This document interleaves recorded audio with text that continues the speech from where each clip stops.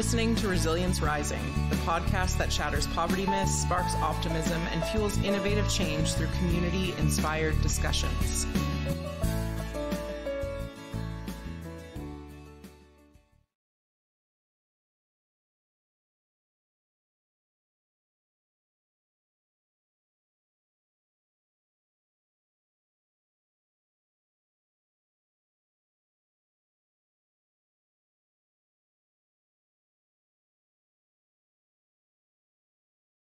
So I'm Brian Shelley from United Way Simcoe Muskoka, and I'm joined by my co-host Amanda Fellows from CFS Counseling Wellbeing, and we are joined today by Trish Holloway and Joanne Flood, and we're going to discuss about how we can return dignity to the process of healthcare for those living in poverty and or living rough. And I wanted to start by kind of reflecting on the fact that, often when you hear these national polls of what people take the most pride in Canada or what defines us as Canadians, it's access to universal health care that comes up over and over again, that in hockey. But, what I think we have to understand is that access to universal health care is a privilege of middle class. And I think that's what we're going to talk a little bit about today, is about how that this concept of universal health care truly isn't universal. Mm-hmm. Yeah, so we're really excited to have you both here talking about that. This is episode 7, where we're really going to talk about what it means to have a person-centered approach to well-being. So welcome to you both. Thanks for being here. Thank you. So I think it would be great if the listeners knew who you were. Maybe you could start out by introducing yourselves. Trish, did you want to take it away? Absolutely. Thank you. Thanks so much for having us here today. My name is Trish Holloway, and I'm from the Lighthouse in Orillia. The Lighthouse is a service which has an emergency shelter, supportive housing, multiple programs that we offer to youth, adults, and families to support them in finding housing and emergency care in the meantime. That's great. Thanks, Trish. And Joanne, did you want to introduce yourself? Sure. I'm Joanne Flood, and myself and along with my partner Brenda Brown have started a company called Compassionate Care Without Barriers, CCWB for short, and it's a clinic in the downtown core. We're actually located in Trinity Anglican Church, and we're there to serve the people living rough and homeless, those living at poverty. Thank you. So I'm going to start with a question for Trish. Trish, could you please speak to the work that the Lighthouse does to address the social determinants of health for folks living in poverty in Orillia? Absolutely. So, the Lighthouse is in Orillia, and we work with our community. My role is Partnerships and Operations Director, so I have the privilege to work with a lot of our partners. And to answer your question, we are able to provide many services, and one primarily is to healthcare is our clinic. We have a clinic right on site, and our clinic is something that offers not only physical wellness care, but also mental health wellness. And we are able to create an experience where participants can come, whether they're registered in our program or whether they're a community person who might be not only at risk of homelessness, but also could be sleeping rough, or, as I said, in one of our programs. We create a meeting our participants where they're at type of scenario. So having our clinic there makes it so that the access to care is easier, and just something that can be a bridge into the community for. So why is that important? Why can't someone who's living in poverty or living rough just access a walk-in clinic or the Emerge room, or have access to universal? We can all have a family doctor. Pretend I don't know what I'm talking about. Why is it important that's located in the Lighthouse? And I know that it's a model that we've also seen. The Blue Door in Newmarket has that as well. Yes. Well, I think it's because the individuals that we are serving, they are like our amazing shelter staff will be able to take care of their needs in offering them, a bed, access to healthy meals, access to all of the community programs and referrals. But the participants who are coming to us, they're building relationships with our staff. They have they may come from a background where they may not trust, the experts, EMS, different organizations within the city. So if we can meet them where they're at, and we can build that trust currency and create that, that mentality of, I went and it was just down the hallway. It was at a place where I feel safe. I went and now I feel like I can do it again. So if they're having those interactions and they're successful over and over, well, if they're successful in getting a unit in our community, well, then they're going to have that confidence, and we just want to be part of making a safe place, but also building that confidence more or less like scaffolding, so that we're kicking some of the stigmas that they may have around some of these healthcare providers, and instead of being like, this is something I can't do, it's unknown, it's like what you did with us at the Lighthouse, and now, like I said, you can do it again. I think, when you touch on that piece around stigma in healthcare, I think that's a massive component to that, right? And what I love about what the Lighthouse has done bringing a clinic in is the Lighthouse is a safe place for many people. And so because they already have that established relationship for people, then any services you bring in automatically get some of that kudos or street cred. Street cred, I was just going to say that, yeah. Street cred around also being a safe place, because we know that many people in an emergency room or at a walk-in clinic often face that stigmatization, which makes them reluctant to continue to search for that service, right? And I wonder, Joanne, if you could speak to, how that fueled the establishment of Compassionate Care Without Barriers, that mentality. Sure. So I guess that this was a dream of ours. We were doing a lot of volunteer work with Busby. I was going out on the Busby van a number of years ago. My girlfriend Brenda's a nurse practitioner. She was doing some volunteer work.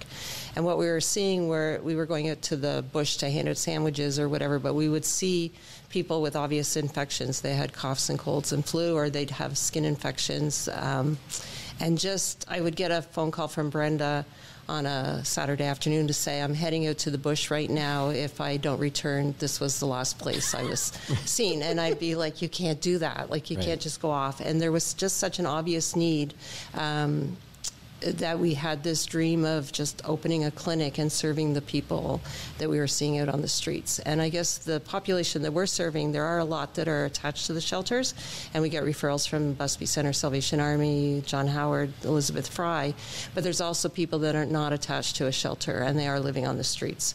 And so what we've started to do is open on Monday mornings at the breakfast program hosted by the Trinity Anglican Church, and people are free to just walk over, and if they have an infection or whatever their need is, they can just pop in and get looked at. I have to say that there is some distrust.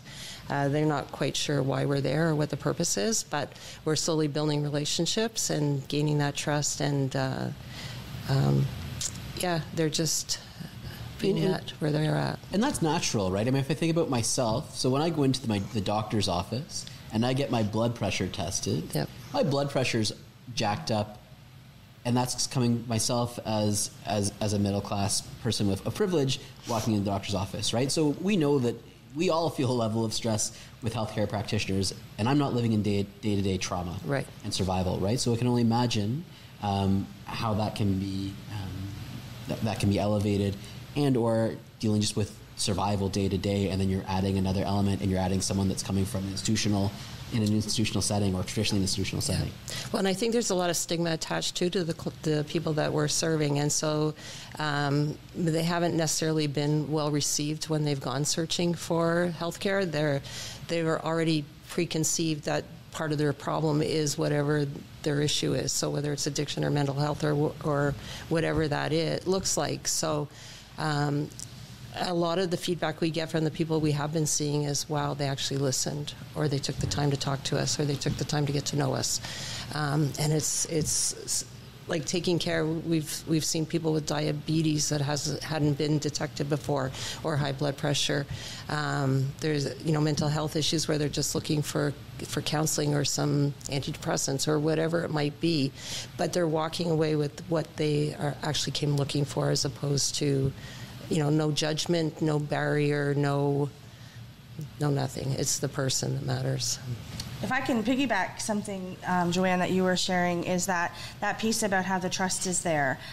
We sometimes will have partners, and they're coming from a really good place. I do believe that.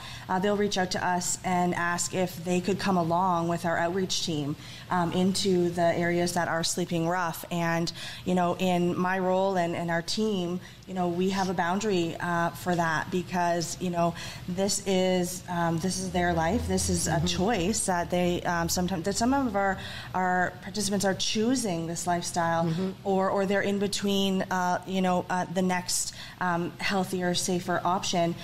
So we just have those boundaries to say, we are, like, when someone now sees a lighthouse, they're coming to us to say, how are you guys doing this, and how are you creating these numbers to have this much support?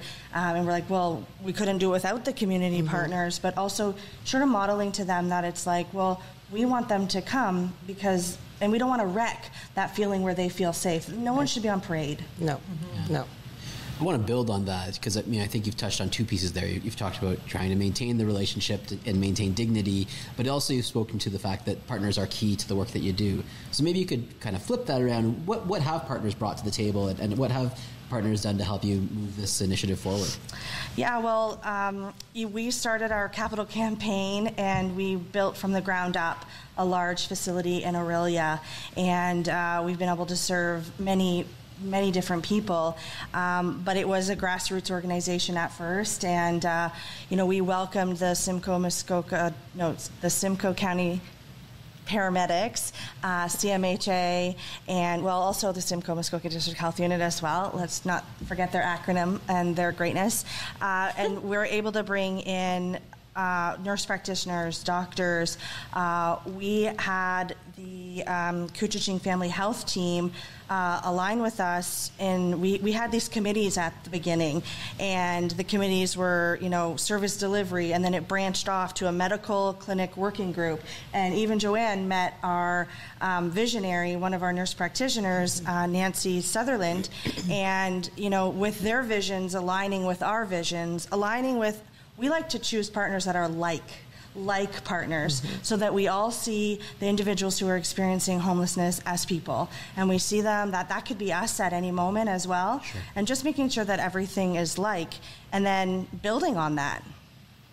And that's that person-centered approach that I think is so critical. When you talk about meeting people where they're at, it's viewing the person as a whole person, right? Not, judging them based on a symptom of their circumstance, right? Which is often trauma and all of those other, layered elements. So I think that's key. And I think collaboration and partnership, and even just that piece that you shared around, partnering with like-minded organizations is also critical, right? In order to create that circle of care around people. Absolutely. Recognizing that not one organization should be the only organization that supports a human, right? And we have to be able to build those bridges and create safety with other community service providers too. Well, and I never imagined, our executive director, Linda Goodall, she gave me this forewarning that this would happen, that, as we, met our vision, and we still have lots of strategic goals and things like that, but that people would be coming to us and saying, well, how are you doing this? And it's like, okay, sure. But that's happening. Like the partnerships with the Couchiching Family Health team, they came to us, and the Lighthouse was one of the first charities to align with that greater, healthcare stream. And, I'm sitting here going, that's what they said was going to happen. And I'm pinching myself okay. And even being here today, it's well, yeah, that's client-centered, participant-centered, continuum of care, wraparound services, and that we're all just wanting the best, the safest, because we never know. We never know that might be one of us, and we never know if it's your neighbor, any family member, anyone that's loved, anyone that comes to the Lighthouse, anyone comes to your program, is someone's daughter, is someone's son, and yeah, we just want, and what you're saying in Canada, we want, everyone to have equality and safety, and we just want them to feel like when you go somewhere, you're going to get the same and equal. You're going to be heard, taken, yeah. I think sometimes we underestimate that piece around, the facet of listening and actually hearing somebody and what that does really to return dignity to the experience, right, for somebody, and how that makes a difference. Yeah, I'm fighting for our clients that are coming in, or the people coming in. It's very, very difficult to put that step forward to even seek assistance. So maybe could you elaborate on that a little bit? Just maybe speak to the experience of your clients and how your work in healthcare is helping to address health equity. Sure. I find particularly through the breakfast program now, we changed to that in January. We're right next door, so they go and have breakfast, and then if the people serving the breakfast see something, they might suggest that they come over. But they come in kind of very hesitant. They don't know what to expect. And it's, like I said, it comes back to building the relationships and the trust. And I find that when they leave feeling very heard, very validated, and feeling like somebody actually cares and is there to help them. So whether that's medications or tests, a lot of times, Brenda will send them for an X-ray or blood work, that type of thing. So, one of the key testaments, I think, to that is, and I've heard you say this historically, and I wonder if this is also the experience of folks at the Lighthouse, is that people keep coming back, yes. right? And so for me, that is a clear outcome of, that you've created a safety, right? You've created a safe space. And so even if I think about that in the context of the social determinants of health and access to healthcare being a key element of the social determinants to health, it's one thing for people to pop in and get service one time, which is helpful. But on the flip side, if there's some of those preventative pieces that people need to access, if there are chronic issues that people need to continue to follow up on, we need to ensure that the services are, creating that space where people feel like they can keep coming back, right? So I've heard you talk about that before. I wonder, Trish, if you have had a similar experience. Absolutely. One thing that I have sort of just ingrained in my industry and serving and helping others, a part about where the Lighthouse, mission and values come from is that, statistically, and I don't know the stat for the number per se, but statistically, individuals who are experiencing homelessness need to go through around 14 doors, units, rooms, apartments, bachelors, before they find a unit that is safe for them. So we had a great mindset shift a couple of years ago, maybe 5 years ago, where it was like, okay, it's not like, 30 days in, 30 days out from a shelter. Well, what good is that? What kind of rest are they having, right? Instead, it was like, okay, we're going to be housing focused, and we are going to do everything we can. We're going to, align with these partners, and we are going to give you everything you can. And as soon as you come into shelter, we're actually going to encourage rest, because experiencing homelessness is not an easy task, right? So rest, use these partners, see the paramedics, talk to the doctors, visit the foot care. Last Thursday, we had someone coming in doing haircuts, like restoring that self-worth dignity. And dignity, yes. And just making it so that, no, you didn't fail on your third unit. In fact, 3, you have more to go. And welcome back. Let's keep working on you, and let's keep, connecting you, referring you, encouraging you, seeing you.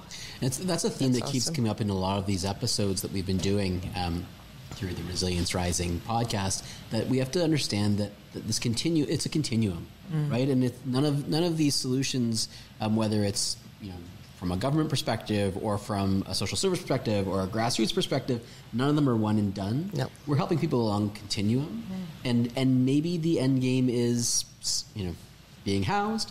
Hopefully, maybe it is. But regardless, we need to understand that this is people on a journey, and that it's a journey process. And the Band-Aid solutions are just that. Absolutely. That's right. If you had a group of folks standing in front of you, and you could, tell them something about the clients you support, about poverty, about taking a person-centered approach, about health equity, like about what they can do, what would you tell them? This is your mic drop moment. Yeah. Joanne? What they can do? Yeah, what can they do?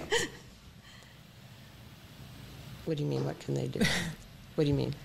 What can they do to support the community? Like, what could they do to, so whether to that's... our audience? Yeah, to our listeners? What's Oh, I important see. for people to Okay. know? Yeah, sorry, to the listeners. If you had for your whole audience Let's say you're speaking on a podcast and you have people listening to that podcast. What's the one thing you'd want them to walk away with? Yeah. Oh my gosh. You know what? There's so many things I would love to change, especially with this population. It upsets me that there seems to be so much fear and there's so much preconceived notions. There's so much, I spent a few hours with my husband in Emerge last week. He had an accident. We ended up in Emerge at 9 o'clock at night. We were there till 3:30 in the morning. And we saw people coming in. There was one instance where one of the workers in the hospital went over to talk to someone else and said, so-and-so sleeping on the Emerge floor.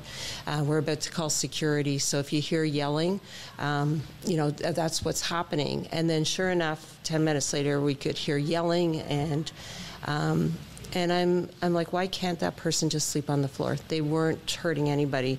I was at a hospital down in Toronto, a major hospital. There was a woman in a wheelchair. She was sound asleep in the Tim Hortons, and security came and woke her up. And then they said, she was getting upset, and they said to her, well, now you're getting aggressive.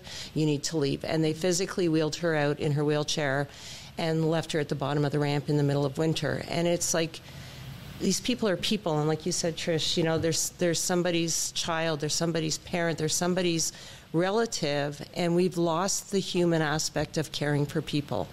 And at our clinic, we're treating the person as a person, and I would love for people to see them as people.